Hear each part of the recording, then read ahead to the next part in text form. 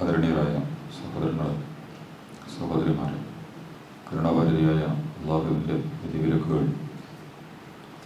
ജീവിതത്തിലെ എല്ലാ കാര്യങ്ങളിലും എല്ലാ സന്ദർഭങ്ങളിലും ശരിയായ രീതിയിൽ മുറുകെ പിടിക്കുകയും അതനുസരിച്ച് ജീവിതത്തെ ചിട്ടപ്പെടുത്തണമെന്നും എന്നെയും നിങ്ങളെയും ഉണർത്തുന്നു, വസിയ്യത്ത് ചെയ്യുന്നു. വിശുദ്ധ ഖുർആനിലെ ചെറിയ ഒരു അധ്യായമാണ് സൂറത്തുൽ അഹ്സാബ്. നമ്മുടെ മിക്കവാറുമൊക്കെ നമ്മളൊക്കെ കാണാതെ പഠിച്ചിട്ടുള്ള, നിരന്തരം പാരായണം ചെയ്യാറുള്ള, നമുക്ക് എളുപ്പത്തിൽ ഓതാൻ കഴിയുന്ന സൂറത്തുകളിലൊന്നാണ് സൂറത്തുൽ അഹ്സാബ്. അവസാനത്തെ അധ്യായങ്ങളിൽ പെട്ടതുമാണ്.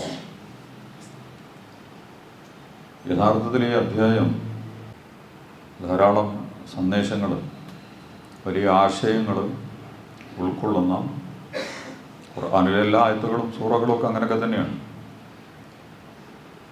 അത് ആ ഒരു തലത്തിൽ പഠിക്കാനും മനസ്സിലാക്കാനും നമുക്ക് സാധിക്കാതിരിക്കുമ്പോൾ ചെറിയ ഒരു സാധാരണ സൂറത്തായി ആയത്തായി നമ്മളങ്ങനെ ഓതിട്ട് പറഞ്ഞ് പോവുകയാണ് ചെയ്യുക. ഇത് നബി സല്ലല്ലാഹു അലൈഹി വസല്ലമയുടെ പിതാവിൻ്റെ സഹോദരനുമായി ബന്ധപ്പെട്ടുകൊണ്ട് ഇറങ്ങിയിട്ടുള്ള സൂറത്താണ്. അബൂലഹബ്, അദ്ദേഹത്തിൻ്റെ പേര് ശരിക്കും അബ്ദുൽ ഉസ്സ എന്നായിരുന്നു. ഉസ്സയുടെ അടിമ, ലാത്ത ഉസ്സ എന്നൊക്കെ പറഞ്ഞിട്ട് അവർക്ക് കുറേ ദൈവങ്ങളുണ്ടായിരുന്നു. അതിൽ പ്രധാനപ്പെട്ട ഒരു ദൈവത്തിൻ്റെ അടിമ എന്നുള്ള നിലക്ക് അബ്ദുൽ ഉസ്സ എന്നാണ് അദ്ദേഹത്തിന് പേര് നൽകപ്പെട്ടിരുന്നത്. പക്ഷേ ചരിത്രത്തിൽ അദ്ദേഹം അറിയപ്പെട്ടത് അബൂലഹബ് എന്നുള്ള പേരിലാണ്. ലഹബ് എന്ന് പറഞ്ഞാൽ തീജ്വാലക്ക് പറയുന്ന പേരാണ്. തീജ്വാല, തീയെ കത്തുമ്പോൾ ഉണ്ടാവുന്ന ആ ചുവന്ന ആ സാധനം ഉണ്ടല്ലോ, അതിനാണ് ലഹബ് എന്ന് പറയുക. അത് അബൂലഹബിനെ പരിഹസിച്ചുകൊണ്ട് പറഞ്ഞതാണ് എന്ന് പറയുന്നുണ്ട്. അബൂലഹബിനെ ഇഷ്ടപ്പെട്ടിരുന്നതും ആ പേരിൽ വിളിക്കപ്പെടാനായിരുന്നു. കാരണം അത്യാവശ്യം നല്ല സൗന്ദര്യമുള്ള, സമ്പത്തുള്ള, സൗകര്യങ്ങളുള്ള, അധികാരങ്ങളുള്ള വ്യക്തിത്വമായിരുന്നു അബൂലഹബ് എന്ന് പറയുന്നത്. ഒരു കേവലം ഒരാളല്ല, മറിച്ച് ഖുറൈശികളുടെ കൂട്ടത്തിൽ അബ്ദുൽ മനാഫ് കുടുംബത്തിൽ ഖുറൈശി ഗോത്രത്തിൽ നബി തിരുമേനി സല്ലല്ലാഹു അലൈഹി വസല്ലമയുടെ അബ്ദുൽ മുത്തലിബിൻ്റെ മക്കളുമായിട്ട് ബന്ധപ്പെട്ടുകൊണ്ട് വളരെ ഉന്നതമായ പദവികളിലുണ്ടായിരുന്ന ഒരാളായിരുന്നു അബൂലഹബ്. കാണാനും അത്യാവശ്യം സൗന്ദര്യം ഉണ്ടായിരുന്ന വ്യക്തിത്വമായിരുന്നു. അതുപോലെ തന്നെ സാമ്പത്തികമായും പദവിയിലുമൊക്കെ ഉയർന്നു നിൽക്കുന്ന ആളായിരുന്നു. ഇതെല്ലാം കൂടി ചേർത്ത് വെച്ചിട്ടാണ് വിശുദ്ധ ഖുർആൻ അദ്ദേഹത്തെ അബൂലഹബ് എന്ന് വിളിച്ചത്. ഇന്നും ലോകത്ത് അങ്ങനെയൊക്കെ ഉണ്ട്. അധികാരമണ്ഡലങ്ങളിലും സംവിധാനങ്ങളിലും സൗകര്യങ്ങളിലുമൊക്കെ വിരാജിച്ചു കൊണ്ടിരിക്കുന്ന ആളുകൾ. ഇദ്ദേഹം നബി തിരുമേനി സല്ലല്ലാഹു അലൈഹി വസല്ലമയെ നമ്മൾ പലപ്പോഴും പറഞ്ഞിട്ടുണ്ട്. ഖുർആനിൽ വളരെ കുറച്ച് ഈ എതിരാളികളുടെ പേരെടുത്ത് പറയുക എന്നുള്ളത് ഖുർആൻ വളരെ കുറച്ച് ചെയ്തിട്ടുള്ളൂ. അതിൽ നബി തിരുമേനിയുടെ എതിരാളി എന്നുള്ള നിലക്ക് ആകെ കൂടി ഖുർആൻ പേരെടുത്ത് വേറെയും കുറേ ആളുകളെ കുറിച്ച് ഖുർആൻ സൂചനകൾ തന്നിട്ടുണ്ട്. പക്ഷെ അവരുടെ പേര് ഖുർആൻ നേർക്കുനേരെടുത്ത് പ്രയോഗിച്ചിട്ടുള്ള വലീദ് ഇബ്നു മുഗീറ അതുപോലുള്ള പല ആളുകളുമായി ബന്ധപ്പെട്ടുകൊണ്ട് ഖുർആനിലെ പ്രതിപാദ്യങ്ങൾ വന്നിട്ടുണ്ട്. മുഫസ്സിറുകൾ അത് വിശദീകരിക്കുമ്പോൾ പറയുന്നുണ്ട് അത് ഇന്ന ആളെ ഉദ്ദേശിച്ചുകൊണ്ടാണ് ആ വചനങ്ങൾ അവതരിപ്പിക്കപ്പെട്ടിട്ടുള്ളത് എന്നൊക്കെ പറയും. ഇന്നഹു ഫക്കറ വഖദ്ദറ വഖുതില കൈഫ ഖദ്ദറ എന്നൊക്കെ പറഞ്ഞ് സൂറത്ത് മുദ്ദസ്സിറിലൊക്കെ വന്നിട്ടുണ്ട്. വലിയ സമ്പത്തും സൗകര്യങ്ങളൊക്കെ ഉണ്ടായിരുന്ന വലീദ് ഇബ്നു മുഗീറ അള്ളാഹുവിൻ്റെ റസൂലിനെ നിരാകരിച്ചുകൊണ്ട് ബോധ്യപ്പെട്ടിട്ടും അതിനെ ധിക്കരിച്ചുകൊണ്ടും ഒക്കെ തിരിച്ചു പോകുന്നതിനെ കുറിച്ചൊക്കെയുള്ള ചർച്ച ഖുർആൻ നടത്തിയിട്ടുണ്ട്. പക്ഷെ ആളെ പേര് പറഞ്ഞിട്ടില്ല. ഇതിൽ ഇദ്ദേഹത്തിൻ്റെ പേര് നേർക്കുനേരെ എടുത്തു പറയുന്നുണ്ട്. ഇദ്ദേഹത്തിന് നേർക്കുനേരെ എടുത്തു പറഞ്ഞുകൊണ്ട് തന്നെയാണ് ഈ ചെറിയൊരു അധ്യായത്തിൽ അള്ളാഹു സുബ്ഹാനഹു വ തആല അബൂലഹബിനെ നമ്മുടെ മുമ്പിൽ പരിചയപ്പെടുത്തുന്നത്. ഇപ്പോൾ ഈ അബൂലഹബ് യഥാർത്ഥത്തിൽ അന്നത്തെ ഒരു ഗോത്ര വ്യവസ്ഥയിൽ, ഇപ്പോൾ ഇന്ന് നമ്മുടെ സോഷ്യൽ സെക്യൂരിറ്റി, സാമൂഹിക സുരക്ഷിതത്വം എന്ന് പറയുന്ന വലിയൊരു സംഗതി ഉണ്ടല്ലോ. അതിൽ നിന്ന് ഏറ്റവും പ്രധാനപ്പെട്ട ഗവൺമെൻറ്റുകളാണ് പഞ്ചായത്ത്, അതുപോലെ തന്നെ മണ്ഡലം, പാർലമെൻറ്റ്, അങ്ങനെ കലക്ടർ, ജില്ല, സ്റ്റേറ്റ്, രാഷ്ട്രം, ഇങ്ങനെ ഒരു പാറ്റേണിൽ വാർഡ് അവിടെ നിന്ന് തുടങ്ങും. അതൊരു സോഷ്യൽ സുരക്ഷിതത്വത്തിൻ്റെ, സാമൂഹിക സുരക്ഷിതത്വത്തിൻ്റെ വലിയ ഒരു കവചമാണ് യഥാർത്ഥത്തിൽ ഈ പറയുന്നത്. ഇപ്പം എന്തുണ്ടെങ്കിലും ഗവൺമെൻറ് ഇടപെടെ വാർഡിനെയാണ് വിളിക്കുക. വാർഡ് മെമ്പർ, അതുപോലെ തന്നെ പിന്നെ പഞ്ചായത്ത്, പഞ്ചായത്തിൽ നിന്ന് അങ്ങോട്ട് പോയാൽ താലൂക്ക് പോയാൽ മണ്ഡലം, അങ്ങനെ ഒരു സാധനമുണ്ട്. ഒരു വ്യക്തിയിലേക്ക് പോലും വരുന്ന കാര്യങ്ങളെ അങ്ങനെ കേന്ദ്രീകരിച്ചിട്ടും അതുമായി ബന്ധപ്പെട്ട അനുബന്ധ സംവിധാനങ്ങളിലൂടെയൊക്കെ കൊണ്ടുപോകും. പണ്ട് ഈ വാർഡും വില്ലേജും പഞ്ചായത്തും ഒന്നുമില്ല. അന്ന് ആകെ കൂടെയുള്ള ഒരു സാമൂഹിക ബോധം എന്ന് പറയുന്നത് അവനവൻ്റെ കുടുംബ സമുദായം എന്ന് പറയില്ല, കുടുംബം, ഗോത്രം, സ്വന്തം കുടുംബം, ആ കുടുംബ സംവിധാനം എന്ന് പറയുന്നത് വളരെ പ്രധാനപ്പെട്ടതായിരുന്നു. അങ്ങനെ കുറച്ച് കുടുംബങ്ങൾ ചേർന്ന ഗോത്രങ്ങൾ, അതിൻ്റെ അളാപ്പ, മൂത്താപ്പ, വല്യപ്പ ഒക്കെ ആയിട്ട് കഴിവി തിരിഞ്ഞ് നിൽക്കുന്ന ഗോത്രങ്ങൾ, ആ ഗോത്രത്തിൽ പെട്ടവരൊക്കെ തന്നെയും തമ്മിൽ സംരക്ഷിക്കുന്നതിന് വേണ്ടിയിട്ട് അറ്റ കൈ വരെ, ഏറ്റവും അവസാനത്തെ കൈ വരെ അവരെന്ത് പ്രവർത്തനങ്ങളും നിർവഹിക്കും. ഇന്ന കുടുംബത്തിലെ ഒരാളെ സംരക്ഷിക്കുക എന്നുള്ളത് ആ കുടുംബത്തിന്റെ ബാധ്യതയിൽപ്പെട്ടതാണ്. അത് അവർ ചെയ്യും. വേറെ ചില കാരണങ്ങളുണ്ടായിരുന്നു. അന്ന് ഗോത്രങ്ങളാണ് കൊള്ളയടിക്കാനൊക്കെ വരിക. ഒരേ ഗോത്രം മറ്റേ ദുർബല ഗോത്രം എന്നുണ്ട്, അവരെ കയറി അടിക്കും. എന്നിട്ട് അവരുടെ സ്വത്ത് കൊള്ളയടിക്കും, അവരുടെ പെണ്ണുങ്ങളെ പിടിച്ചുകൊണ്ടുപോകും, അവരുടെ ഒട്ടകങ്ങളും സമ്പത്തൊക്കെ കവർന്നെടുക്കും, എന്നിട്ട് ആ പ്രദേശം തങ്ങളുടെ കീഴിലാക്കാനൊക്കെ നോക്കും. അങ്ങനെയൊക്കെ എല്ലാ സമയത്തും അരക്ഷിതാവസ്ഥ, സുരക്ഷിതമില്ലാത്ത ഒരു സാഹചര്യം അന്നുണ്ടായിരുന്നു. അതുകൊണ്ട് ഗോത്രം എന്ന് പറയുക അതിലേക്ക് ഒട്ടിച്ചേർന്ന് നിൽക്കും. ഒരു കുടുംബത്തിലെ ആളുകൾ ആ കുടുംബത്തിലെ ആളുകളെ പരസ്പരം കോർത്ത് ചേർത്ത് വെച്ച് അതിനെ സംരക്ഷിക്കുന്നതിന് വേണ്ടിയിട്ടുള്ള അവസാനത്തെ ശ്രമങ്ങൾ പോലും അവർ നടത്തിയിരുന്നു. ഇത് അറബികളുടെ തന്നെ, ഇന്നും അറബികൾക്ക് അത് വളരെ പ്രധാനപ്പെട്ടതാണ്. അതിൻ്റെ ഉള്ളിലേക്ക് നമ്മൾ കടന്ന് പോണില്ല. അത് ആ ഒരു ഗോത്ര കുടുംബ സംരക്ഷണത്തിന്റെ പരിധിയിൽ അബ്ദുമനാഫ് കുടുംബവും ഖുറൈശി ഗോത്രത്തിൽ വളരെ പ്രധാനപ്പെട്ട ആ കുടുംബവും നബി തിരുമേനി സല്ലല്ലാഹു അലൈഹി വസല്ലം നബിയായി വന്ന സന്ദർഭത്തിലും നബിന്റെ പണിയൊക്കെ എടുത്തു പോകുന്നുണ്ട്. കുടുംബം നബിയോടൊപ്പം തന്നെ. അവർ വിശ്വാസികളൊന്നും ആയിട്ടില്ല, പക്ഷെ നമ്മളെ കുടുംബത്തിൽപ്പെട്ട ആളാണ്. മാത്രമല്ല നബി ഉന്നത വ്യക്തിത്വമായിരുന്നു, നമുക്കറിയാവുന്നതുപോലെ. നല്ല സ്വഭാവം, നല്ല പെരുമാറ്റം, അങ്ങനെ നിരാകരിക്കുകയും നിഷേധിക്കുകയും ഒഴിവാക്കുകയും ചെയ്യേണ്ട പ്രവണതകളൊന്നും ഒരു വഷളൻ സ്വഭാവക്കാരനല്ലല്ലോ. അതുകൊണ്ട് അദ്ദേഹം പറയുന്ന കാര്യങ്ങൾ എല്ലാവരും ഉൾക്കൊള്ളാനും അംഗീകരിക്കാനും മടി കാണിച്ചപ്പോഴും സ്വന്തം ഗോത്രത്തിന്റെ ആ ഒരു താല്പര്യം വെച്ചുകൊണ്ട് അള്ളാഹുവിന്റെ റസൂലിന് വലിയ, അങ്ങനെയാണ് അബൂ താലിബൊക്കെ സംരക്ഷണം കൊടുത്തിരുന്നത്. അദ്ദേഹത്തിന്റെ വ്യക്തിപരമായ നന്മകളും മറുഭാഗത്ത് ഗോത്രം കുടുംബം എന്ന് പറയുന്ന അതിന്റെ ഉള്ളിൽ നിന്നുകൊണ്ട് നബി തിരുമേനിക്ക് വമ്പിച്ച സംരക്ഷണം. അതുകൊണ്ടാണ് നബിനെ തൊടാൻ എല്ലാവരും വീഴ്ചയിരുന്നത്. ഒരു ഘട്ടത്തിൽ നബി തിരുമേനിയെ കയ്യ് വെക്കാൻ. കാരണം ഈ കുടുംബം അവർ നമ്മളോട് പകരം അവസാനം അവരെ കൊല്ലാൻ തീരുമാനിക്കുമ്പോൾ ചെയ്യുന്ന പണി എന്താണെന്ന് വെച്ചാൽ എല്ലാ കുടുംബങ്ങളെയും, ഒരു കുടുംബം ഏതെങ്കിലും ഒരാൾ ചെയ്യാന്ന് വെച്ചാൽ ആ കുടുംബത്തിനോടാണ് പകരം വീട്ടുക. അയാൾ ഉൾക്കൊള്ളുന്ന കുടുംബത്തിനോടാണ് പകരം ചോദിക്കുക. ഏത് കുടുംബത്തിലെ അംഗമാണോ കടുങ്കൈ ചെയ്യുന്നത് അവനെയാണ് നേരിടുകയും അവനെ ആ ഗോത്രത്തെയുമാണ് കൈ വെക്കുക. അവർ നീതിയുടെ പക്ഷത്തോ അല്ലെങ്കിൽ കാര്യങ്ങൾ ശരിയായിട്ട് തീരുമാനിക്കുകയും ചെയ്തിട്ടില്ലെങ്കിൽ. അപ്പൊ നബി തിരുമേനിയെ വധിച്ചു കളയാൻ അവർ ഒരു കുടുംബത്തിലെ ഒരാളെ തീരുമാനിക്കില്ല. കാരണം അങ്ങനെ വന്നാൽ നബി തിരുമേനിയുടെ ഈ കുടുംബം അവരെ നേരിടുകയും അവരെ കൈകാര്യം ചെയ്യുകയൊക്കെ ചെയ്തു. കാരണം രക്തത്തിന് രക്തം, കണ്ണിന് കണ്ണ്, മൂക്കിന് മൂക്ക്, ഇതാണ് അന്നത്തെ നിയമങ്ങൾ എന്ന് പറയുന്നത്. അതുകൊണ്ട് അവരെന്ത് ചെയ്തു? നബി തിരുമേനി സല്ലല്ലാഹു അലൈഹി വസല്ലമയെ വധിക്കാൻ തീരുമാനിച്ചത് എല്ലാ ഗോത്രത്തിൽ നിന്നും ഒരാളെടുക്കുക. ഇങ്ങനെയാണ് നബി ഹിജ്റ പോകുന്ന രാവിലെ എല്ലാ കാരണം അപ്പോൾ ഈ കുടുംബത്തിന് എല്ലാ ഗോത്രങ്ങളോടും ഏറ്റുമുട്ടാൻ കഴിയില്ല, എല്ലാ കുടുംബക്കാരോടും അടിയെടുത്താൻ പറ്റൂലല്ലോ. അതുകൊണ്ട് എന്ത് ചെയ്യാം? എല്ലാ കുടുംബത്തിൽ നിന്നും ഒരാളെ തെരഞ്ഞെടുത്തിട്ട് നബി തിരുമേനി സല്ലല്ലാഹു അലൈഹി വസല്ലം ഹിജ്റ പോകുന്ന രാത്രിയിൽ ആ വീടിന് ചുറ്റും ഓരോ കുടുംബത്തിലെയും, അപ്പൊ ആരാ കൊന്നെന്ന് ചോദിച്ചാൽ ആ കുടുംബത്തിലെ ഒരാൾ എന്നല്ല പറയുക, എല്ലാവരും കൂടിയിട്ടാണ് കൊന്നിട്ടുള്ളത്. എന്ന് പറഞ്ഞാൽ കുടുംബത്തിന്റെ സുരക്ഷിതത്വം എന്ന് പറയുന്നത് വളരെ പ്രധാനപ്പെട്ടതായിരുന്നു. ആ നബി തിരുമേനി സല്ലല്ലാഹു അലൈഹി വസല്ലമയ്ക്ക് അബൂ താലിബും അതുപോലെ തന്നെ അബ്ദുൽ മുത്തലിബ് കുടുംബമൊക്കെ എല്ലാ സംരക്ഷണവും കൊടുത്തപ്പോൾ അതിൽപ്പെട്ട ആളാണ് നബിയുടെ തന്നെ പിതാവിന്റെ സഹോദരനാണ്. ഉപ്പയൊത്ത ഉമ്മ വേറെയായിരുന്നു. അബൂ താലിബിന്റെ അബ്ദുള്ളയുടെ ഉമ്മ വേറെയാണ്, അതേസമയം ഉപ്പ രണ്ടുപേരുടേതും അബ്ദുൽ മുത്തലിബാണ്. ഉപ്പയൊത്ത വല്യപ്പയൊത്ത സഹോദരനായിരുന്നു, വാപ്പാന്റെ സഹോദരനാണ് ഈ അബൂ ലഹബ് എന്ന് പറയുന്നത്. അപ്പൊ അദ്ദേഹം എന്ത് ചെയ്തു? എല്ലാവരും നബിക്ക് ആ കുടുംബം സപ്പോർട്ട് കൊടുത്തുകൊണ്ട്, വിശ്വാസികളൊന്നും ആയിട്ടില്ല, പക്ഷെ അദ്ദേഹം എന്ത് ചെയ്തു? അള്ളാഹുവിന്റെ റസൂലിനെ എതിർക്കുന്നതിന് വേണ്ടി ഏറ്റവും തീവ്രമായി രംഗത്ത് വന്നിട്ടുള്ള ആളായിരുന്നു. മറ്റു ഗോത്രങ്ങളോടൊപ്പം കൂടുകയും സ്വന്തം ഗോത്രത്തിൽ നിന്ന് തിറച്ചു നിന്നുകൊണ്ട് അള്ളാഹുവിന്റെ റസൂലിനെ കൈകാര്യം ചെയ്യാൻ വേണ്ടിയിട്ട് ഏതറ്റം വരെയുള്ള നീക്കങ്ങളും നടത്തിയ വ്യക്തിത്വമായിരുന്നു അബൂ ലഹബ് എന്ന് പറയുന്നത്. നല്ല പ്രഭാഷകനായിരുന്നു. അതുകൊണ്ട് നബി തിരുമേനി സല്ലല്ലാഹു അലൈഹി വസല്ലം എവിടെയെങ്കിലുമൊക്കെ വന്നിട്ടൊരു കാര്യങ്ങൾ പറഞ്ഞു പോയാൽ അതിന്റെ പിന്നിൽ അദ്ദേഹം വരും. എന്നിട്ട് റസൂലിനെ നിരാകരിച്ചുകൊണ്ട് നേരത്തെ വന്നില്ല ഒരാള്, അതെന്റെ സഹോദരന്റെ മകനാണ്, ഓനെ നിങ്ങൾക്ക് അറിയണേനേക്കാൾ എനിക്കാണ് അറിയാം, ഓനിപ്പോൾ ഞങ്ങളുടെ കുടുംബത്തെ കലക്കിക്കൊണ്ടിരിക്കുകയാണ്, ഞങ്ങളുടെ നാടിനെ നശിപ്പിച്ചുകൊണ്ടിരിക്കുകയാണ്, ഞങ്ങളുടെ വിശ്വാസ കർമ്മങ്ങളെയൊക്കെ ചോദ്യം ചെയ്തുകൊണ്ടിരിക്കുകയാണ്, അവന് അതിസമർത്ഥനാണ്, അവന്റെ വലയിൽ നിങ്ങൾ വീഴരുത് എന്ന് പറഞ്ഞിട്ട് അബൂ ലഹബ് അതിന്റെ തൊട്ട് പിന്നാലെ വന്നിട്ട് ഇതൊക്കെ നിങ്ങൾ കാണുമ്പോൾ ഇന്ന് ലോകത്ത് ഇതൊക്കെ നടക്കുന്നുണ്ട്.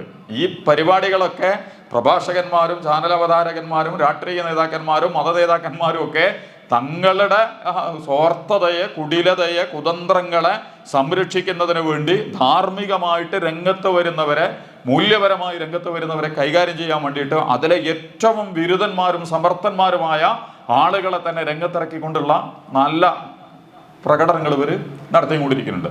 അബൂ ലഹബ് എല്ലാ സമയത്തും, അദ്ദേഹത്തിന്റെ ഭാര്യയുണ്ട്, അവളും വലിയ കുടുംബത്തിലെ ഉന്നത കുലജാതയായ അബൂ സുഫിയാന്റെ പെങ്ങളാണ്. ആ ഹർബ് എന്ന് പറയുന്ന വലിയ അമവി കുടുംബത്തിലെ വളരെ പ്രഗത്ഭനായ വ്യക്തിത്വത്തിന്റെ മകളായിരുന്നു. ഉമ്മു ജമീല എന്നാണ് അവളുടെ പേര്. ഹിന്ദ് എന്നാണ് ശരിക്കും പേര്. ഉമ്മു ജമീല ഹിന്ദ് എന്നൊക്കെയുള്ള പേരിലാണ് അവള് അറിയപ്പെട്ടിട്ടുള്ളത്.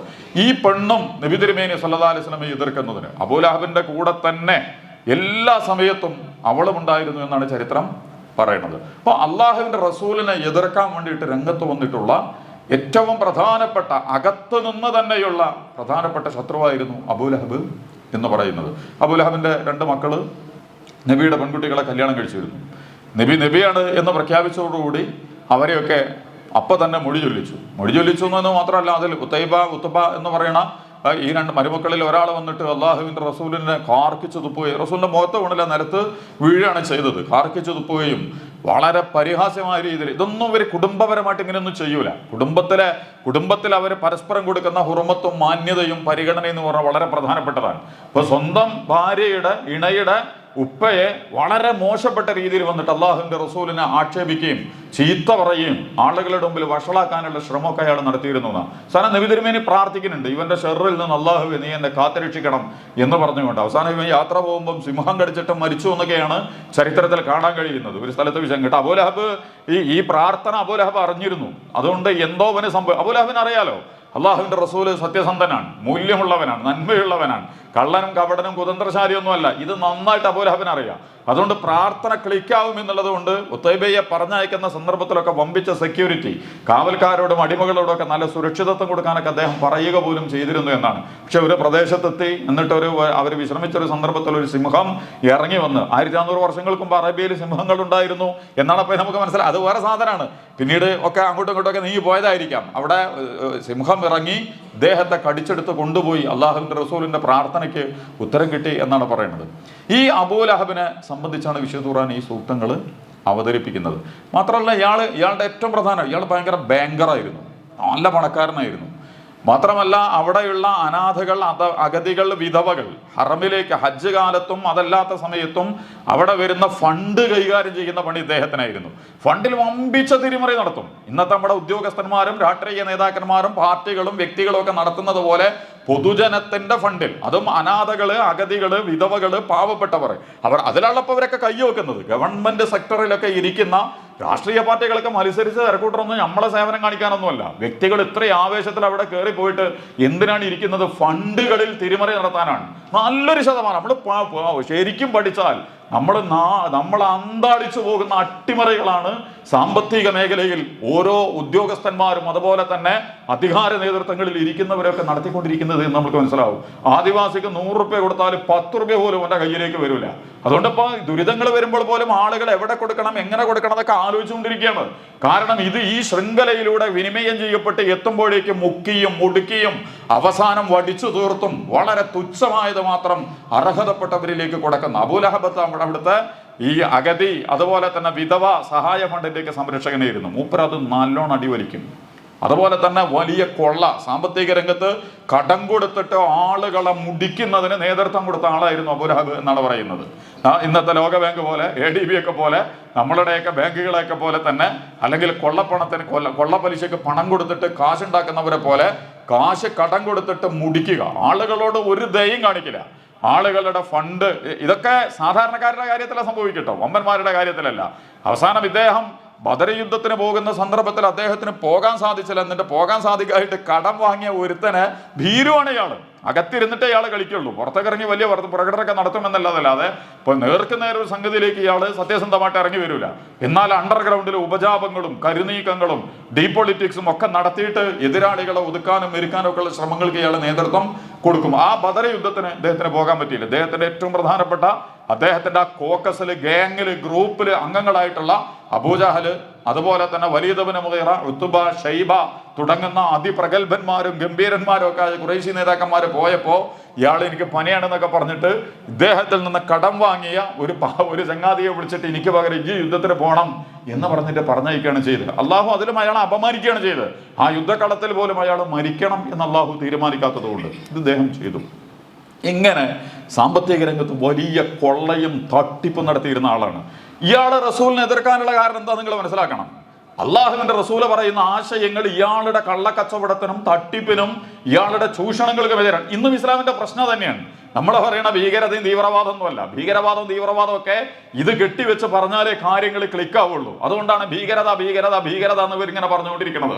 അതിന്റെ അപ്പുറത്തേക്ക് യഥാർത്ഥത്തിൽ ലോകത്ത് നടക്കുന്ന വമ്പൻ സാമ്പത്തിക ക്രമക്കേടുകൾ, ഭൂഖണ്ഡങ്ങളെയും രാഷ്ട്രങ്ങളെയും വ്യക്തികളെയും ഒക്കെ കൊള്ള ചെയ്ത് നടത്തിക്കൊണ്ടിരിക്കുന്ന അതിഭീകരമായ സാമ്പത്തിക അട്ടിമറികളുണ്ട്.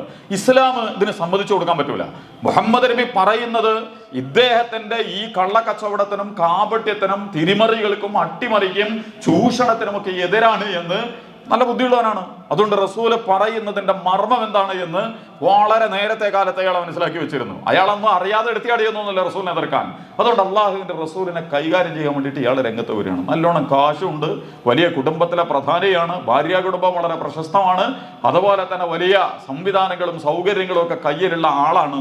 ഇങ്ങനെ റസൂലിനെ എതിർക്കാൻ വേണ്ടി ഇയാൾ രംഗത്ത് വരികയാണ്. അപ്പൊ അള്ളാഹു സുബ്ഹാനഹു വ തആല ഈ വ്യക്തിത്വത്തിനെ മുമ്പിൽ വെച്ചുകൊണ്ടാണ് പറഞ്ഞത് തബ്ബത്ത്, അവൻ മുടിയട്ടെ, നശിക്കട്ടെ, തുലയട്ടെ, ഒടുങ്ങട്ടെ. തബ്ബത എന്ന് പറയുന്ന പദത്തിന്റെ അർത്ഥം അവശേഷിക്കാത്ത വണ്ണം, തിരിച്ചെടുക്കാൻ കഴിയാത്ത വണ്ണം, പിന്നീട് ഒരു രണ്ടാമത് ഉപയോഗത്തിന് പറ്റാത്ത വണ്ണം മുടിയുകയും തൊലയുകയും തകരുകയും നശിക്കുകയും ചെയ്യട്ടെ. അബൂലഹബ്, തബ്ബത് യദാ അബീ ലഹബിൻ, അബൂലഹബിന്റെ ഇരു കരങ്ങളും നശിക്കട്ടെ എന്നാണ്. അറബിയിലെ വലിയൊരു പ്രയോഗമാണ് ഐദ് എന്ന് പറയുന്നത്. കരെന്ന് പറഞ്ഞാൽ അധികാരത്തിന്റെ, സ്വാധീനത്തിന്റെ, കയ്യിലിരിപ്പിന്റെ, അതുണ്ടാകുമ്പോഴാണല്ലോ ആളുകൾ വമ്പന്മാരും കൊമ്പന്മാരുമായിട്ട് മാറുക. ഏതെങ്കിലും അർത്ഥത്തിലുള്ള അധികാരം, അതല്ലാതെ കയ്യ് എന്നുള്ളതുകൊണ്ട് കയ്യല്ല പ്രയോഗിക്കുന്നത്, മറിച്ച് കയ്യെന്ന് പറയുന്നത് അദ്ദേഹത്തിന്റെ അധികാരത്തിന്റെയും സ്വാധീനത്തിന്റെയും കയ്യിലിരിപ്പിന്റെയൊക്കെ അടയാളങ്ങളാണ്. അതൊക്കെ മുടിയട്ടെ. അല്ലാഹ് ആദ്യം അതാ പറയണത്. അവന്റെ അധികാരം മുടിയണം, അവന്റെ സ്വാധീനം മുടിയണം, അവന്റെ സൗകര്യങ്ങളും സമ്പാദ്യങ്ങളും ഒക്കെ മുടിയണം, എല്ലാം മുടിയട്ടെ. അള്ളാഹു ക്ഷമിക്കുക. തബ്ബത് യദാ അബീ ലഹബിൻ, അബൂലഹബിന്റെ ഇരു കരങ്ങളും നശിക്കട്ടെ. അപ്പൊ പൊളിറ്റിക്കൽ അധികാരം, സാമ്പത്തിക അധികാരം, സാമൂഹികാധികാരം, രാഷ്ട്രീയാധികാരം എന്തൊക്കെ അയാളുടെ കയ്യിലുണ്ടോ അതൊക്കെ അയാൾക്ക് നശിക്കട്ടെ. അള്ളാഹു പ്രവചിക്കുക. ഇത് ഇറങ്ങിയതിന് ശേഷം, ഇത് ഹിജ്റ നുബുവത്തിന്റെ 3-ാം വർഷം അള്ളാഹുവിന്റെ റസൂലിനെ അള്ളാഹു വിളിച്ചിട്ട്, ആദ്യ റസൂൽ ഒറ്റക്കൊറ്റക്കാണ് ആളുകളെ കണ്ട് കാര്യങ്ങൾ പറഞ്ഞിരുന്നത് ഇസ്ലാമിനെ കുറിച്ചൊക്കെ. ഇന്റിമേറ്റ് ഫ്രണ്ടുകളോട് പറഞ്ഞാൽ മനസ്സിലാവും, തെറ്റിദ്ധരിക്കൂല എന്നൊക്കെ തോന്നുന്ന ആളുകളോടൊക്കെയാണ് വിളിച്ചിട്ട് റസൂൽ എന്ത് ചെയ്യണത്, അള്ളാഹുവിന്റെ ദീനിനെ കുറിച്ച് പരിചയപ്പെടുത്തിക്കൊണ്ടിരുന്നത്. പിന്നീട് അള്ളാഹു പറഞ്ഞു, എന്ത് റഷീറത്തക്കൽ മുഖറബീൻ, തന്റെ അടുത്ത ബന്ധുക്കൾക്കൊക്കെ ഞങ്ങനെ ഒളിച്ചും പൂഴ്ത്തിയും വെക്കാനൊന്നും പറ്റൂല, എല്ലാവരെയും വിളിച്ചിട്ട് കാര്യങ്ങൾ പറയും, എല്ലാ വിഭാഗത്തിൽപ്പെട്ട ആളുകളെയും വിളിച്ചിട്ട് നീ കാര്യങ്ങൾ പറയണം. അങ്ങനെയാണ് റസൂൽ 3 വർഷം കഴിഞ്ഞപ്പോ രഹസ്യമായ ആ ഒരു പ്രവർത്തനം നിർത്തിയിട്ട് പരസ്യമായിട്ട് തന്നെ എല്ലാരും വിളിച്ചു. അബ്ദുമനാഫ് കുടുംബമേ, അബ്ദുഷംസ് കുടുംബമേ, ഹാഷിം കുടുംബമേ, ഓരോ മക്കയിലെ എല്ലാ ഗോത്രങ്ങളിലും പെട്ട ഓരോ കുടുംബങ്ങളെയും പേരെടുത്ത് വിളിച്ചിട്ട് മലയുടെ മുകളിൽ കയറി നബി തിരുമേനി സ്വല, അത് നമ്മൾ മദ്രസയിലൊക്കെ പഠിച്ചു പോയ ചരിത്രം, എല്ലാവരും വിളിച്ചിട്ട് പറഞ്ഞു, ഇതിന് ഇപ്പുറത്തൊന്നൊരു ശത്രു വരുന്നുണ്ട്, നിങ്ങൾ ആക്രമിക്കുന്നവർ നിങ്ങൾ വിശ്വസിക്കുമോ? അപ്പൊ അവർ പറഞ്ഞു, ഉറപ്പ്, കാരണം ഈ സത്യസന്ധനാണ്, നീ കളവ് പറയാറില്ല, എന്തെങ്കിലും കുടിലതകൾ ഒളിപ്പിച്ചു വെച്ച ആളല്ലല്ലോ, അതുകൊണ്ട് ഞങ്ങൾ അംഗീകരിക്കും. അപ്പോഴാ റസൂല് പറഞ്ഞു, എങ്കിൽ അതിനേക്കാൾ ഭവിഷ്യത്തുള്ള, അതിനേക്കാൾ പ്രധാനപ്പെട്ട ഒരു കാര്യമാണ് ഞാൻ നിങ്ങളോട് പറയുന്നത്. നിങ്ങൾ നാളെ നരകത്തിൽ എറിയപ്പെടാതിരിക്കണമെങ്കിൽ, നിങ്ങളുടെ ജീവിതം നിഷ്ഫലമാകാതിരിക്കണമെങ്കിൽ, ഇഹലോകത്തും പരലോകത്തും നിങ്ങൾ വിജയിക്കണമെങ്കിൽ അള്ളാഹു ഇലാഹാണെന്നും ഞാൻ അള്ളാഹുവിന്റെ റസൂലാണെന്നും നിങ്ങൾ അംഗീകരിക്കണം. അപ്പോൾ അബൂലഹബ് പറഞ്ഞെന്ന് പറഞ്ഞത്, തബ്ബല്ലക യാ മുഹമ്മദ്, മുഹമ്മദ് നീ മുടിയട്ടെ, നീ തൊലയട്ടെ. അല്ലെ ഹാദാ ജമാഅത്തന, അതിനാണ് അവിടെ ഞങ്ങൾ ഇങ്ങോട്ട് വിളിച്ചു കൂട്ടിയത്, ഇത് പറയാൻ വേണ്ടിയിട്ടാണ് വിളിച്ചത്, നിന്റെ റസൂലും പ്രവാചകത്വം ഒക്കെ പറയാൻ വേണ്ടിയിട്ടാണ് ഞങ്ങൾ വിളിച്ചത് എന്ന് പറഞ്ഞിട്ട് അബൂലഹബ് മണ്ണിൽ കാർക്കിച്ചു തുപ്പി അവിടെ നിന്ന് തിരിച്ചുപോയി എന്നാണ് പറയുന്നത്. ആ സന്ദർഭത്തിലാണ് ഈ സൂക്തം അവതരിപ്പിക്കുന്നത്, ഈ സൂറത്ത് അവതരിക്കുന്നത്. തബ്ബത് യദാ അബീ ലഹബിൻ വതബ്ബ്, അബൂലഹബിന്റെ ഇരു കരങ്ങളും, അവന്റെ എന്തൊക്കെ സ്വാധീനവും അധികാരവും കരുത്തൊക്കെ ഉള്ളത് കൊണ്ടാണ് ഇത്രയും വമ്പനും കൊമ്പനുമായിട്ട് എഴുന്നേറ്റ് നിന്ന് അതിരുകവിഞ്ഞ സ്വഭാവത്തിൽ കാര്യങ്ങൾ അവതരിപ്പിക്കാൻ ഇദ്ദേഹത്തിന് പറ്റിക്കൊണ്ടിരിക്കുന്നത്. അതുകൊണ്ട് ഇദ്ദേഹം നശിക്കട്ടെ എന്ന് ഖുർആൻ പ്രവചനം ഇറക്കുകയാണ്. എന്നിട്ട് പിന്നെ ഖുർആൻ തന്നെ പറയും, തബ്ബ, അവൻ നശിച്ചു കഴിഞ്ഞു. ഇവന്റെ ഈ നിലപാട് സ്വീകരിച്ചതോടുകൂടി തന്നെ അവൻ നശിച്ചു കഴിഞ്ഞിരിക്കുന്നു. നമ്മൾ വിചാരിക്കും ഇവരൊക്കെ വിജയിക്കുന്നു, രാഷ്ട്രീയ നേതാക്കന്മാർ, മത നേതാക്കന്മാർ, ഉദ്യോഗസ്ഥന്മാർ, അതുപോലെ തന്നെ വലിയ വലിയ രംഗത്തിരിക്കുന്നവർ, ഇവരൊക്കെ സമ്പത്ത് കൊണ്ടും അധികാരം കൊണ്ടും എല്ലാ കാലത്തും എല്ലാറ്റിൻ്റെയും മുകളിൽ ഇരുന്നിട്ടൊക്കെ നിയന്ത്രിക്കാൻ പറ്റുന്നവരായിട്ട് ഉണ്ടാകും. പക്ഷെ അള്ളാഹ് പ്രഖ്യാപിക്കുകയാണ്, തബ്ബ, അവൻ നശിച്ചു കഴിഞ്ഞു. ഈ സൂറത്ത് ഇറങ്ങിയിട്ട് പിന്നെ 7 കൊല്ലം കഴിഞ്ഞ് 9 കൊല്ലം കഴിഞ്ഞിട്ടാണ് പിന്നെ ബദർ യുദ്ധം നടക്കുന്നത്. ആ ബദർ യുദ്ധം കഴിഞ്ഞതിന് ശേഷമുള്ള 10 കൊല്ലം കഴിഞ്ഞിട്ടാണ് യഥാർത്ഥത്തിൽ അബൂലഹബ് മരിക്കുന്നത്. ശരിക്കും അബൂലഹബ്, മുഫസ്സിറുകളൊക്കെ തന്റെ സംഗതി പറയുന്നുണ്ട്, അബൂലഹബ് എങ്ങാനും മുസ്ലിം ആയിരുന്നെങ്കിൽ ഖുർആൻ എന്നെ പരാജയപ്പെടുമായിരുന്നു. കാരണം എന്താ, അബൂലഹബ് വിശ്വാസിയാവില്ല എന്നാണല്ലോ ഖുർആൻ ഉറപ്പിച്ചു പറയുന്നത്. തബ്ബത് യദാ അബീ ലഹബ് എന്ന് പറഞ്ഞ അബൂലഹബ് മുടിയും തൊലയും എന്ന് പറഞ്ഞ ആൾ ഒരിക്കലും ഇസ്ലാമിനെ ഉൾക്കൊള്ളാൻ സാധ്യതയില്ല. അതേസമയം അബൂലഹബ് എങ്ങാനും ഇസ്ലാം സ്വീകരിച്ചിരുന്നെങ്കിൽ ഖുർആൻ അതോടുകൂടി പരാജയപ്പെടുമായിരുന്നു. പക്ഷെ അബൂലഹബ് ഇസ്ലാമിലേക്ക് വന്നില്ല. എന്നാലും നമ്മൾ മനസ്സിലാക്കുന്നത് പോലെ നമ്മളൊക്കെ ഇപ്പൊ തന്നെ വിജയിക്കണം എന്ന് നമ്മൾ വിചാരിക്കുക. ഈ ആയത്തൊക്കെ ഇറങ്ങി 10 കൊല്ലം കഴിഞ്ഞതിന് ശേഷമാണ് അബൂലഹബ് നിര്യാതനാകുന്നത്. അത് വളരെ വളരെ ഈ ഖുർആൻ ഈ പറഞ്ഞതുപോലെ വളരെ മലീമസമായ രീതിയിലുള്ള, വളരെ ജീർണമായ, എല്ലാ സംവിധാനങ്ങളും തകർന്ന് തരിപ്പണമായി, ഒരു കാര്യം കൊണ്ട് ഒരു ഉപകാരവും പറ്റാത്ത രീതിയിൽ അദ്ദേഹത്തിന് വലിയ സമ്പത്തുണ്ടായിരുന്നു, കുടുംബമുണ്ടായിരുന്നു, പ്രമാണിത്വം ഉണ്ടായിരുന്നു, പദവി ഉണ്ടായിരുന്നു. ഇതിനെക്കുറിച്ചൊക്കെയാണ് അബൂലഹബിന്റെ കൈകൾ എന്ന് പറയുന്നത്.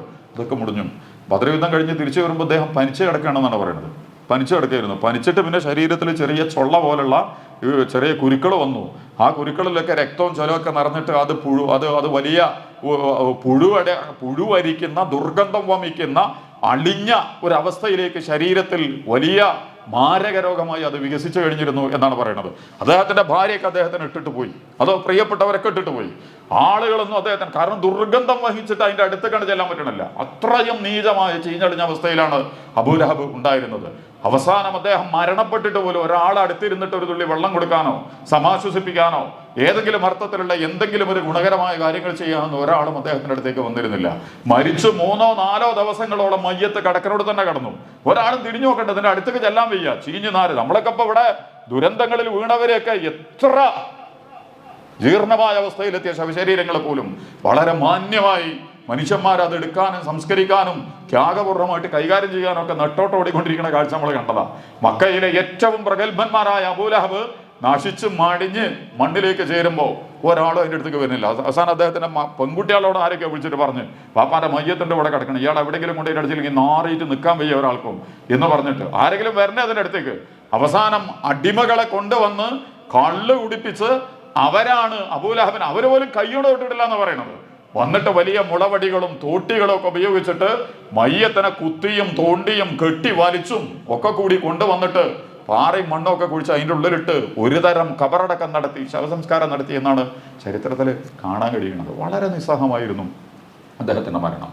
ലോകത്തെ ഈ രീതിയിൽ ഈ വിഷയങ്ങളൊക്കെ കൈകാര്യം ചെയ്യുന്ന വ്യക്തികൾക്കും പ്രസ്ഥാനങ്ങൾക്കും വ്യക്തികൾക്കും സംവിധാനങ്ങൾക്കും ഒക്കെ സംഭവിക്കാൻ സാധ്യതയുള്ള വലിയ ദുരന്തങ്ങളിലാണ്. അത്ര ധാരാളം സംഗതികൾ നമ്മളൊക്കെ കണ്ടിട്ടുണ്ട്. അതിന്റെ വിശദീകരണത്തിലേക്ക് നമ്മളിപ്പോൾ പോകണ്ട. അപ്പൊ ഖുർആന് തബ്ബ, അവൻ നശിച്ചു കഴിഞ്ഞു. യഥാർത്ഥത്തിൽ തന്നെ അവൻ നശിച്ചു. ബദർ യുദ്ധം കേട്ടപ്പോൾ തന്നെ മൂപ്പര് പകുതി സ്ട്രോക്ക് വന്ന പോലെയായിരുന്നു. കാരണം വിജയിക്കും എന്നാണ് അയാൾ കരുതിയിരുന്നത്. പക്ഷേ തൻ്റെ പ്രിയപ്പെട്ടവരും സഹപ്രവർത്തകരൊക്കെ ഒടുങ്ങി അവസാനിച്ചു, വമ്പിച്ച പരാജയം ഏറ്റുവാങ്ങി എന്ന് പറഞ്ഞപ്പോൾ തന്നെ മാനസികമായും ശാരീരികമായും അബൂലഹബ് തകർന്ന് പരവശനായി കഴിഞ്ഞിരുന്നു എന്നാണ് പറയുന്നത്. പിന്നീട് ഖുർആൻ പറയണത് അയഗ്നിയാനക്കും മാലുഹു ഒമാക്കസബ്, അവൻ്റെ പൈസ കൊണ്ടൊന്നും ഒരു കാര്യമൊന്നും കിട്ടിയില്ല. പണമാണ് മനുഷ്യൻ എന്ത് ചെയ്യുക, എല്ലാ നെറുകേടുകളിലേക്കും അല്ലെങ്കിൽ അതുപോലുള്ള സംവിധാനങ്ങൾ. അതുകൊണ്ടൊന്നും അബൂലഹബിന് ഒരു ഫലവും കിട്ടിയില്ല. വമാ കസബ്, അത് വളരെ പ്രധാനപ്പെട്ട പദമാണ്. വമാ കസബ് എന്ന് പറഞ്ഞാൽ അബൂലഹബ് ചെയ്ത പുണ്യങ്ങൾ. അബൂലഹബും ആളുകളെ കാണാൻ വേണ്ടി ദാനധർമ്മങ്ങൾ കൊടുക്കും, സേവന പ്രവർത്തനത്തിന് ഇറങ്ങി വരും, എല്ലായിടത്തും മുന്നിലുണ്ടാവും. ഇപ്പൊ നമ്മളൊക്കെ കാണുങ്ങൾ എല്ലാ ഞാനതിന്റെ മറുഭാഗത്തേക്ക് ഞാൻ കടന്നു പോണില്ല. നന്മകൾ എന്ന് തോന്നുന്ന കാര്യങ്ങൾ നമ്മൾ ഏത് അക്രമി പോലും ചെയ്യും. വലിയ ദുഷ്ടന്മാർ പോലും എന്ത് ചെയ്യുക, വലിയ ധർമ്മബോധമുള്ളവരാണെന്ന് തോന്നിക്കുന്ന ആതുര ശുശ്രൂഷ, സേവന പ്രവർത്തനങ്ങൾ, ദാനധർമ്മങ്ങൾ ഒക്കെ ചെയ്തിട്ട് മീഡിയ പ്രാധാന്യം കിട്ടാൻ, പദവി ഉറപ്പിക്കാൻ, പേര് കിട്ടാൻ ഒക്കെ പല രീതിയിലാണെങ്കിലും എന്ത് ചെയ്യും, പല ഉപകാരങ്ങളും മനുഷ്യർക്ക് ചെയ്തുകൊണ്ടിരിക്കുന്ന ആളുകളുണ്ട്. കമ്മിറ്റിയും സ്ഥാനത്തൊക്കെ ഇരിക്കുമ്പോൾ അതിന്റെ അർത്ഥത്തിൽ കാര്യങ്ങൾ ചെയ്യും. അബൂലഹബ് അവിടെ ഇരുന്നിട്ട് അനാഥകളെ അഗതികൾക്കൊക്കെ കാശ് കൊടുത്തിരുന്നു, സ്വന്തം നിലക്കും വേറെ കുറെ കാര്യങ്ങളൊക്കെ ചെയ്തിരുന്നു. പക്ഷെ അള്ളാഹ് പറയണത് വമാ കസബ്, ആ ചെയ്ത പണിക്ക് മോനൊരു ഗുണം കിട്ടിയിട്ടില്ല. ആ ചെയ്ത, അതുകൊണ്ട് ഗവൺമെന്റ്, പാർട്ടി, സംഘടനകളുടെയൊക്കെ സ്ഥാനത്ത് ഇരുന്നിട്ട് ശരിയല്ലാത്ത നിലപാടുകളിലും ശരിയല്ലാത്ത സമീപനങ്ങളും ഒട്ടും സുതാര്യമല്ലാത്ത നിലപാടുകളിലും ഒക്കെ നിന്നിട്ട് സുഹൃതമാണ് എന്ന് തോന്നുന്ന കാര്യങ്ങൾ ചെയ്താൽ പോലും ഇവിടെ മനുഷ്യന്മാർക്ക് ചിലപ്പോൾ അതിന്റെ ഫലം കിട്ടും. പക്ഷെ അള്ളാന്റെ അടുത്ത് ഒരു സാധനങ്ങൾക്ക് കിട്ടാൻ പോണില്ലേ. നമ്മളിപ്പോൾ മോഷ്ടിച്ച പണം കൊണ്ടും കൈക്കൂലി കൊടുത്ത പണം കൊണ്ടും ഒക്കെ എന്ത് ചെയ്യുക, മനുഷ്യനെ കൊടുക്കുക, തുണിയായിട്ട്, ഭക്ഷണമായിട്ട്, വസ്ത്രമായിട്ട്, ഓനതിൻ്റെ കാര്യം നടക്കും. പക്ഷെ നിങ്ങൾക്ക് ഒരു കാര്യം കൊണ്ട് കിട്ടൂല. അവിഹിതവും അനാശാസ്യം, അതുപോലെ വോട്ടിന്, നോട്ടിന്, അതുപോലെ തന്നെ നമ്മളുടെ സ്വാർത്ഥതയ്ക്ക്, നമ്മുടെ പേരിന്, പ്രശസ്തിക്ക് വേണ്ടിയിട്ടൊക്കെയാണ് നമ്മൾ സമ്പത്ത് ചെലവഴിക്കുന്നതെങ്കിൽ അതുകൊണ്ട് കിട്ടുന്ന ആളെ കാര്യം ഇവിടെ നടക്കും. വീടുണ്ടാവും, നാടുണ്ടാവും, അവൻ്റെ കല്യാണം നടക്കും, എല്ലാ സംഗതിയും നടത്തി കൊടുക്കുക. പക്ഷേ നമ്മളെ സംബന്ധിച്ചിടത്തോളം നിങ്ങൾ സമ്പാദിച്ചതൊന്നും നാളെ പരലോകത്ത് നിങ്ങൾക്ക് കൃത്യമായൊരു ഗുണം ചെയ്യില്ല. അബൂലഹബിനെ സംബന്ധിച്ചിടത്തോളം ഇത് നമ്മൾ മനസ്സിലാക്കേണ്ടത് ഗവൺമെന്റുകളൊക്കെ നടത്തുന്ന പരിപാടി, അമേരിക്ക അടക്കം വലിയ ദാനധർമ്മങ്ങൾ ചെയ്യും. വലിയ വലിയ മുതലാളികളൊക്കെ CSR ഫണ്ട് എന്നൊക്കെ പറഞ്ഞിട്ട് ചെയ്യുന്ന പണികളുണ്ട്. പാവപ്പെട്ടവനെ ഇടിച്ച് പിടിഞ്ഞെടുത്തിട്ട് വൻകിട കോർപ്പറേറ്റ് കമ്പനികളൊക്കെ നടത്തുന്ന സേവന പ്രവർത്തനം അവമാ കസബ് ഒരു ഗുണം ചെയ്യൂല. അതല്ല വൻകിട മുതലാളിമാരൊക്കെ സെബിയിലൊക്കെ വന്ന അഴിമതിക്കും ഓഹരി കമ്പോളത്തിലൊക്കെ നടന്ന തട്ടിപ്പൊക്കെ വായിച്ചാൽ നമ്മൾ ഞെട്ടിധരിച്ചു പോകും. അത്രയും അപകടകരമായ കളിയാണ് ജനങ്ങളുടെ കാശ് പിടുങ്ങാൻ വേണ്ടിയിട്ട് സമ്പന്നന്മാരും ഉദ്യോഗസ്ഥന്മാരും ഭരണകൂടങ്ങളും ഒക്കെ നടത്തിക്കൊണ്ടിരിക്കുന്നത്. എന്നിട്ട് അവർ CSR എന്ന് പറഞ്ഞിട്ട് സ്കൂൾ ഉണ്ടാക്കി തരും, കോളേജ് ഉണ്ടാക്കി തരും, വികലാംഗന്മാർക്ക് അത് തരും, ആശുപത്രിന്റെ മറ്റേതുണ്ടാക്കി തരും. ഇതൊന്നും അല്ല. ജനങ്ങളെ വഞ്ചിച്ചും തട്ടിപ്പ് നടത്തിയും ദർശനോ ആശയോ സത്യസന്ധതയോ മൂല്യമോ നീതിയോ ഒന്നുമില്ലാതെ ഭൗതികമായ ലാഭത്തിനും ഭൗതികമായ സെറ്റപ്പിനും വേണ്ടിയിട്ട് നിങ്ങൾ ചെയ്ത പണിയുണ്ടല്ലോ, കസബ്. ഈ ഗവൺമെന്റിന്റെ പ്രൊജക്റ്റ് ആണെങ്കിലും ശരി, സാധാരണക്കാരെ നമ്മൾ ഏതെങ്കിലും നാടൻ മുതലാളി നടത്തിക്കൊണ്ടിരിക്കുന്നതാണ് പ്രവർത്തനം. അതുകൊണ്ട് ശരിക്ക് കൃത്യതയും വൃത്തിയൊന്നും ഇല്ലാതെ കണ്ട അതും ഇതൊക്കെ ചെയ്തിട്ട് രക്ഷപ്പെടുന്നൊന്നും വിചാരിച്ചാൽ ഒരിക്കലും നടക്കൂല. മറിച്ച് എന്ത് ചെയ്യണം? കസബ്. അബൂലഹബിന് ഏറ്റവും നല്ല പണം സമ്പാദിച്ച പ്രവർത്തനങ്ങളൊക്കെ ഉണ്ടായിരുന്നു. അധികാരം സ്വാധീനമൊക്കെയാണ് യഥാ അബീ ലഹബ് എന്ന് പറഞ്ഞതിൻ്റെ അർത്ഥം. വമാ കസബ് എന്ന് പറയുന്നതിൻ്റെ ഉദ്ദേശം അയാൾ നന്മയാണ് എന്ന് തോന്നുന്ന ചില പ്രവർത്തനങ്ങളൊക്കെ അയാൾ നടത്തിയിരുന്നു.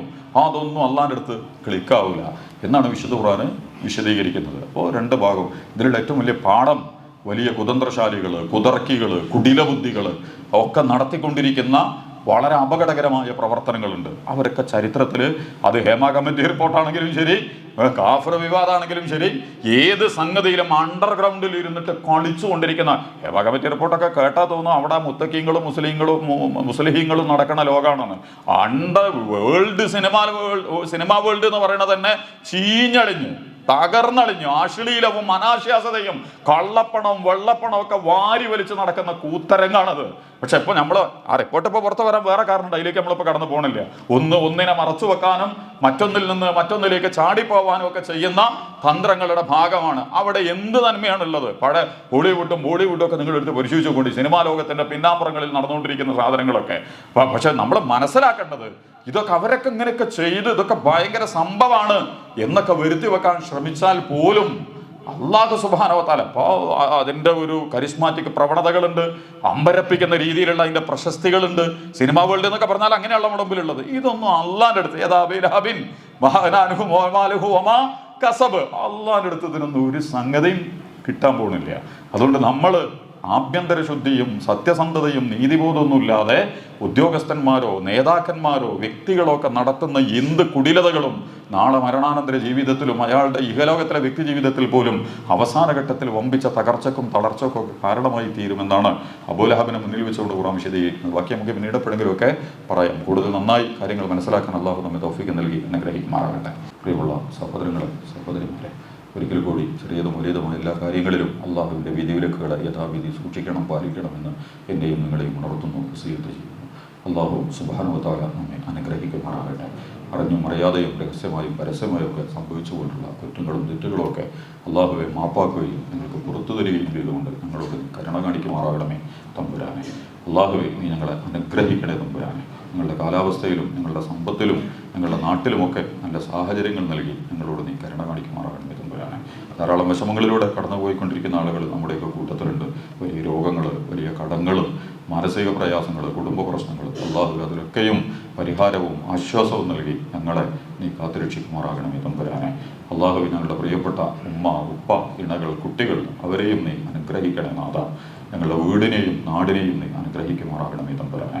രോഗം കൊണ്ടും മറ്റു വിഷമതകളിലുമൊക്കെ കടന്നു പോകുന്ന ഞങ്ങളുടെ ഉമ്മയോടും ഉപ്പയോടും ഒക്കെ നീ അവരുടെ രോഗത്തിൽ ശിഫ നൽകി ആഫിയത്ത് നൽകി അവരെ നീ അനുഗ്രഹിക്കണേ തമ്പുരാനെ. ഞങ്ങളോട് നീ കരുണ കാണിക്കുമാറാകണമേ തമ്പുരാനെ. ലോകത്ത് വലിയ പരീക്ഷണങ്ങളിലൂടെ ഗസയ്ക്ക് അങ്ങനെ തന്നെ നിലനിൽക്കണം നമ്മുടെ മുമ്പിൽ. കരുണാഭാരതി അള്ളാഹുവെ അവർക്ക് നീ ഇസ്തിഖാമത്തും സ്വബറും സലാമത്തും സക്കീനത്തും ദിഫാറും ഒക്കെ നൽകി അവരെ നീ അനുഗ്രഹിക്കണേ തമ്പുരാനെ. പ്രതിസന്ധികളെ അഭിമുഖീകരിക്കാനും അതിജീവിക്കാനുമുള്ള അസാമാന്യമായ ശേഷി നൽകി അവരെ നീ തുണക്കുമാറാകണമേ തമ്പുരാനെ. ഞങ്ങളെയും നീ ഈമാനുള്ള ഇഖ്ലാസുള്ള തഖ്വയുള്ള യഥാർത്ഥ വ്യക്തിത്വങ്ങളായി മാറാൻ അള്ളാഹുവേ നീ ഞങ്ങളെ തുണക്കുമാറാകണമേ തമ്പുരാനെ. വ്യക്തികളും സംഘങ്ങളും സമൂഹങ്ങളും ഒക്കെ നടത്തുന്ന കുടിലതകളിൽ നിന്നും കുതന്ത്രങ്ങളിൽ നിന്നുമൊക്കെ ഞങ്ങളെയും ഞങ്ങളുടെ സമൂഹത്തെയും ഒക്കെ നീ കാത്തുരക്ഷിക്കുമാറാകണമേ തമ്പുരാനെ. اللهم ارحمنا يا ارحم الراحمين. اللهم اغفر لنا ذنوبنا يا رب العالمين. ربنا اغفر لنا ولوالدينا وللمؤمنين يوم يقوم الحساب. اللهم اعز الاسلام والمسلمين واذل الشرك والمشركين واذل النفاق والمنافقين. اللهم دمر الكفر والكافرين والنفاق والمنافقين. اللهم انصرنا على القوم الكافرين. ربنا لا تجعلنا فتنة للقوم الظالمين ونجنا برحمتك من القوم الكافرين. اللهم ربنا آتنا في الدنيا حسنة وفي الآخرة حسنة وقنا عذاب النار. اللهم أجرنا من النار. اللهم أجرنا من النار. اللهم أجرنا من النار. ربنا تقبل منا دعاءنا إنك أنت السميع العليم وتب علينا إنك أنت التواب الرحيم واغفر لنا يا غافر المذنبين. آمين آمين برحمتك يا أرحم الراحمين. وآخر دعوانا الحمد لله صلى الله على محمد صلى الله عليه وسلم.